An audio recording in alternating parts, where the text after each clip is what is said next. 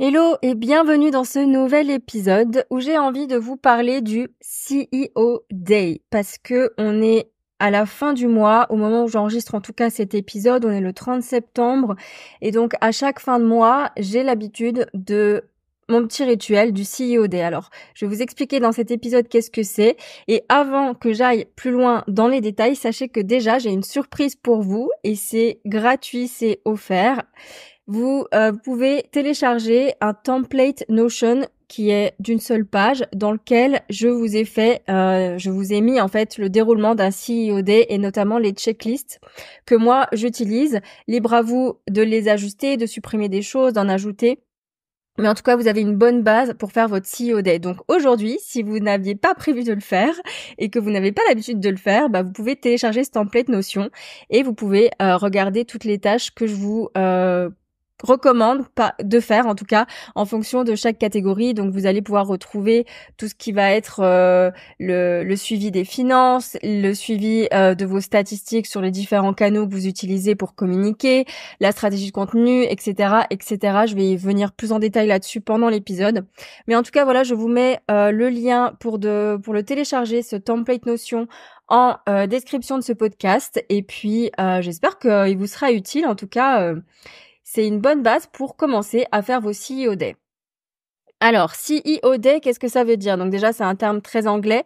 CEO, c'est Chief Executive Officer en anglais, donc c'est en gros un PDG, donc chef d'entreprise. Quand on est à son compte, on a une activité indépendante et donc c'est nous qui gérons aussi la casquette de la chef d'entreprise. Et puis day, c'est tout simplement jour. Donc oui, pourquoi c'est day? Ça prend quand même une bonne journée de faire un CEO Day. C'est pas juste 1 ou 2 heures. Si vous voulez vraiment faire quelque chose d'approfondi, ça va vous prendre une bonne journée. Donc pourquoi c'est important? Parce qu'en général, on a souvent la tête dans le guidon. On est dans son business. On travaille dans son business et on prend pas forcément de recul sur les résultats de nos actions, sur ce qu'on a fait, si on a avancé dans nos objectifs, etc., etc. On a tendance à tout penser qu'on a dans la tête et que c'est ok, qu'on n'a pas besoin de faire le point ni de mettre ça par écrit. Je trouve que c'est une erreur parce que on n'a pas tout dans la tête et puis je trouve que c'est toujours mieux vraiment déjà d'un point de vue de leadership aussi et de prendre au sérieux son activité, de se poser et de voir un petit peu où on menait toutes les actions du mois pour aussi éviter de répéter, de faire toujours les mêmes choses si ça apporte pas des résultats et si ça va pas dans le sens de ce que l'on a envie de créer avec son activité pro. Donc le CEO Day, il sert vraiment à ça, à faire un petit reset mensuel pour constamment savoir où on en est et où on a envie d'avancer. Donc au lieu de travailler dans notre business, on va travailler sur notre business. Là, on va vraiment mettre la casquette de responsable d'entreprise et on va aller voir tout ce qu'il y a à voir. Donc, comment ça se décompose? Comme je vous l'ai dit dans le template Notion, il y a plusieurs catégories. Donc, en général, ça va être intéressant déjà de faire un peu d'introspection et de réflexion sur le mois qui vient de s'écouler, que ce soit au niveau des challenges qui ont été rencontrés ou bien de ce sur quoi on est fier. C'est important de l'écrire, de se le remémorer et de le célébrer. Donc ça va être bien à faire ce petit point-là. Et dans le template Notion, je vous ai mis donc au tout début la possibilité donc du coup de noter votre plus grand défi du mois, aussi votre plus grande fierté du mois et je vous ai mis quelques questions de journaling, donc des pistes de réflexion pour de l'écriture si vous le souhaitez, pour vous donner quelques idées de comment dérouler en fait votre réflexion.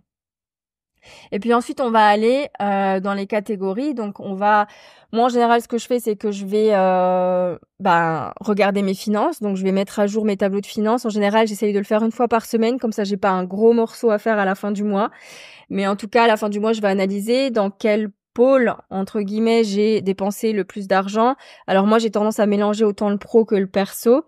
Mais là, vous pouvez vous concentrer pour le COD uniquement sur le pro, donc faire le point peut-être sur les rentrées d'argent, les revenus, ce que vous avez dépensé, si vous avez investi, je sais pas, dans des formations, si vous avez les abonnements pro que vous avez, etc. Faire aussi le point si ça vous est toujours utile ou pas. En profiter aussi pour faire la comptabilité client si vous n'avez pas un expert comptable, d'éditer des factures, d'envoyer des relances, etc. Et puis ce qui est important aussi, je trouve, c'est d'aller budgétiser le mois suivant pour essayer justement d'avoir un contrôle de son budget. De pouvoir créer de l'épargne aussi, parce que l'épargne, ça permet de gagner en sécurité financière, et la sécurité financière, c'est vraiment quelque chose qui est important dans l'entrepreneuriat et qui peut vraiment être une source de stress quand on l'a pas. On a tous besoin de sécurité, et puis ça passe beaucoup par la sécurité financière. On a besoin de savoir que si on fait pas de chiffre d'affaires dans un mois, on a de quoi surmonter notre mois, et ça peut permettre de déstresser. Donc pour moi, l'épargne aussi, c'est vraiment important d'avoir ce réflexe. Donc quand on budgétise, ça permet justement de mettre en priorité ce qui est important, donc les dépenses fixe et dont on n'a pas le choix, d'estimer à peu près les dépenses variables, de budgétiser aussi son épargne, et ensuite de voir ce qui nous reste pour les plaisirs. Voilà. Donc ça, c'est pour la partie finance. Ensuite, il va y avoir toute la partie analytique, donc là où on va aller un petit peu regarder les résultats de nos actions en termes de création de contenu. Donc si vous êtes sur des plateformes comme Instagram, comme LinkedIn, etc., si vous faites de la stratégie par email, que vous envoyez des newsletters, même s'il n'y a pas forcément une stratégie derrière, si vous avez des groupes sur Facebook, aussi vous avez un podcast, un blog, etc., un site web, ça va être important d'aller regarder les statistiques de tout ça, de voir si ça porte leurs fruits, etc. Je vous ai mis plein d'exemples de quoi aller regarder dans le template Notion, donc je vous laisse le télécharger si vous voulez, mais sinon faites-le de votre côté, où vous allez voir un petit peu vos statistiques, et puis faire aussi le point mois après mois, qu'est-ce qui marche pas, qu'est-ce qui vous plaît plus, etc., etc. Donc toujours un peu dans le contenu, on va aussi s'intéresser pendant le CEO Day à la stratégie de contenu. Donc là, ça va être OK, ce mois-ci, quel thème je vais aborder. Si vous avez des piliers de contenu prédéfinis, vous allez vous appuyer sur ça.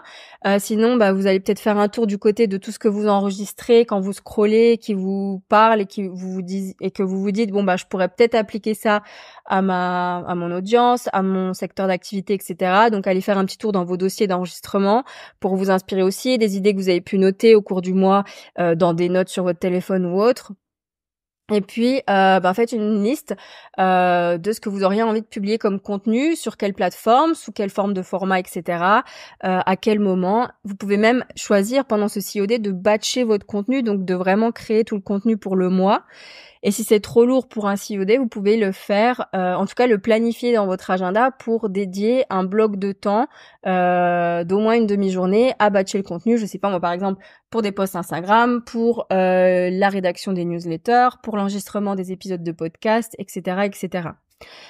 Donc ça aussi, je vous ai mis une checklist et un tableau pour enregistrer vos idées en fonction du canal que vous utilisez, de la date de publication et du format privilégié dans le template Notion. Il va aussi y avoir la partie que moi j'adore, parce que je suis une contrôle freak et que j'adore quand c'est nettoyé, quand c'est trié, quand c'est classé. Donc c'est la partie nettoyage et tri. Donc là, je vous ai mis aussi plein. Je vous ai mis des tâches qui peuvent être utiles. Moi j'adore par exemple avoir une boîte email à 0. Donc j'ai plusieurs boîtes email, j'en ai 3-4.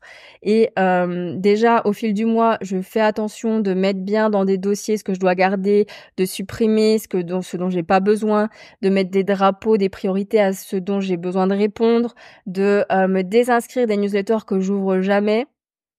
Et donc du coup, je suis souvent à inbox 0, comme on dit, la boîte à email 0. Et moi, ça me fait du bien. Donc ça, je prends un point d'honneur à le trier, que ce soit aussi le dossier de téléchargement, que ce soit les photos dans ma galerie de mon téléphone, ou mon espace de travail physique. Bon, je travaille beaucoup dans des coworking, donc j'ai pas vraiment besoin de faire ça. Mais voilà, si vous avez un bureau à la maison, n'hésitez pas à nettoyer votre bureau physique, à pourquoi pas diffuser des huiles essentielles, à brûler de l'encens ou je ne sais quoi, du palo santo, de la sauge, pour un petit peu purifier les énergies du mois et repartir sur de bonnes bases.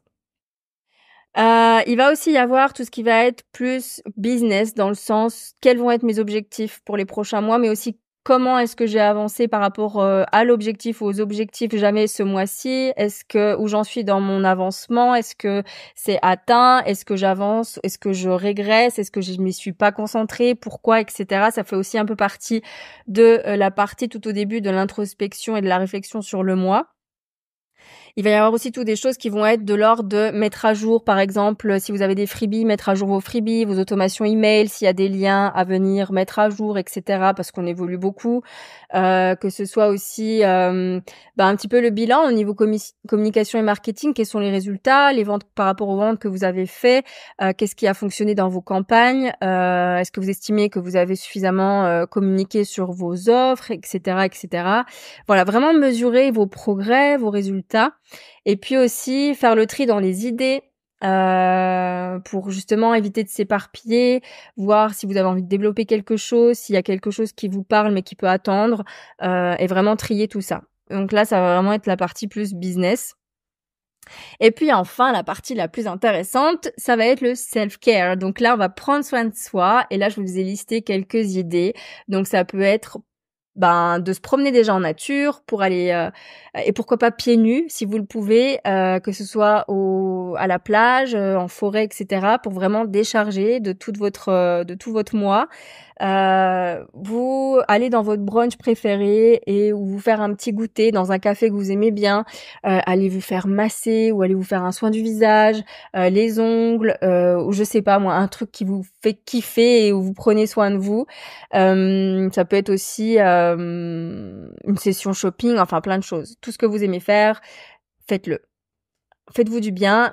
Accordez-vous au moins un moment dans cette journée à la fin de votre COD en mode ok, là je m'y mets, l'effort, et après le réconfort, j'ai un massage. À 16h, j'ai un massage qui est prévu et là ma journée elle sera finie, mon mois sera fini et célébration.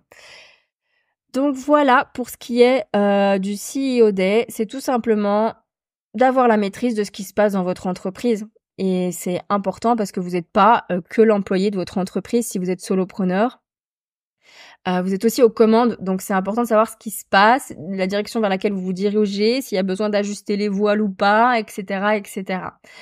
Donc, encore une fois, le template de Notion est gratuit, il est offert. N'hésitez pas à le télécharger et à l'utiliser. Vous avez toutes les checklists et puis ça vous donne une bonne base pour commencer. Je vous souhaite une bonne fin de mois, puisqu'on est en fin de mois. Un bon nouveau mois qui commence demain. Prenez soin de vous et puis je vous dis à la semaine prochaine pour un nouvel épisode.